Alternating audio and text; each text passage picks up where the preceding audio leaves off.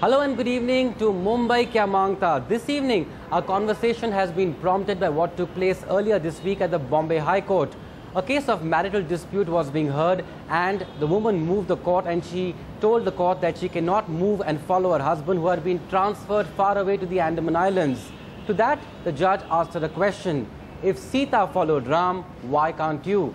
A question which has raised many eyebrows, which has raised many more questions, especially given the fact that the Judicial Accountability and Standards Bill has been passed in the Lok Sabha. Of course, will be debated in the Rajya Sabha and then the President has to sign. But it has an important clause which says that all those who want to pass comments will now no longer be allowed to pass comments. And therefore, our discussion tonight is asking the question, does the judiciary, of course, have a Lakshman Rekha? I am Tejas Mehta and joining me on the show tonight is Senior Advocate Majid Memon. We have Nandita Shah from the Akshara Women's Foundation. We also have Justice Hosbet, who is, of course, been at the Bombay High Court, a retired judge now. And we have Jamshed Mistry, who is a practicing judge at the Bombay High Court. Let me start with you, Nandita. When you heard of these comments, what were your first thoughts? You know, it was so shocking because there was no need to have made this comment. And when you're looking at whether she has a right to ask for divorce, there was no need for him to opine on what is the historical, reference to Ram or Sita. So that is what is shocking. Second thing which is shocking is, do women have right to ask, do they have to follow their husband in our judge's mind? And that's so sexist and so unacceptable from all our sides, and the women's movement is appalled by this kind of remark that's made. One could ask a counter question by, is Ram really, so ideal? Because the question, of course, always has been that he asked Sita to go because he questioned her fidelity. The question is that for everything in our society, we don't have to go back to Ram and Sita. The realities have changed. We don't have the Rams anymore and we don't want to be the Sitas anymore. So the question today that we need to really look at, do women have rights? And we have gone a long way ahead. The women's movement has demanded judicial system to respond. We have rights today, and it's in that framework that a judge needs to pass comments. And this kind of loose remarks are just not acceptable.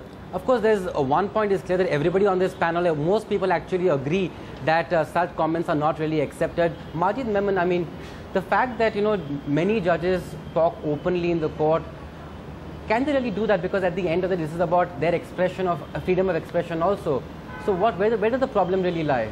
Now see, in the best interest of administration of justice, the fear of law and the respect for judges must be sustained at all costs.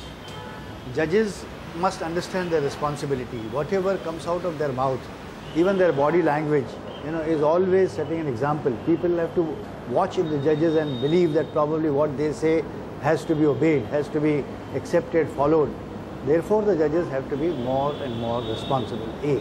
B. Now, this particular episode about Sita and Ram, it appears to me that the learned judge, whoever the learned judge is, may have in lighter vein said this. He did not want to just mean that or persuade or impose upon that woman who was the petitioner before him.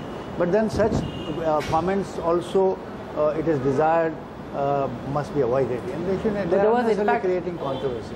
Mr. Memon, another case, the same judge really heard, and at that point of time, the woman said that she does not want to live with her husband, and the problem was that they could not live. The husband telling the court that she's out the entire day because she's studying a computer course, and the judge told her, study the marriage course, trained for marriage and not really for computers. So that's another controversial statement. Let me get Justice Hosbet here. Sir, earlier in your days, would you hear lots of judges passing such comments, or as many lawyers really point out, it's because the media is there, it gets splashed constantly on television and also next day on the papers, that this is really being, a trend which is really new? Yeah. I tell you, there are 4 things that belong to a judge. Can I speak now? I think 4 things belong to a judge.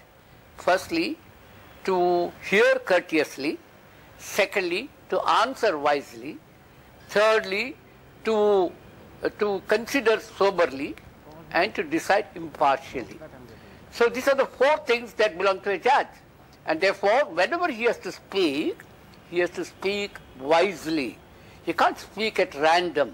He has to consider, because he's always in public gaze, and therefore he has to maintain a certain sense of dignity, and therefore whatever the judge says, whatever the judge does, people do observe. In this present case, when the judge talked of Sita and Rama, perhaps he thought in a lighter vein, but it can be misunderstood as reflecting the judge's attitude towards women's problems. I think that's the danger. Therefore, judges must put their own self-restraint when they speak, and that's very important. Jamshed, you are of course a practicing judge in the Bombay High Court. We have covered many cases with you, and reporters always love judges who go that extra bit and pass that comment. That they quickly write that, because at the end of the day that is more interesting than what the judgment really is. Is that the real problem, that perhaps judges also are looking towards more the media gallery than at what's really happening in the court? Do you experience that? Yeah. No, I don't think they play to the gallery at all. I think they're very much aware. The media is an integral part of every court proceeding, which is now an open proceeding, and every both the clients and the lawyers and the parties are present in court.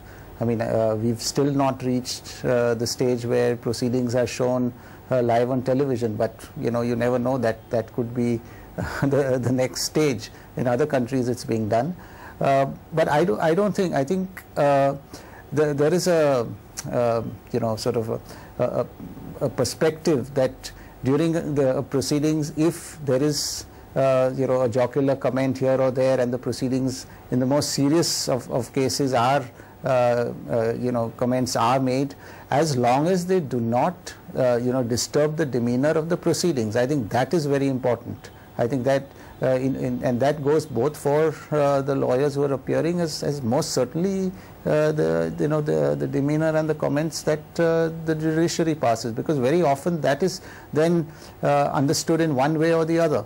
I think that, and particularly in sensitive matters, I think that's where there should be some or rather more restraint and caution.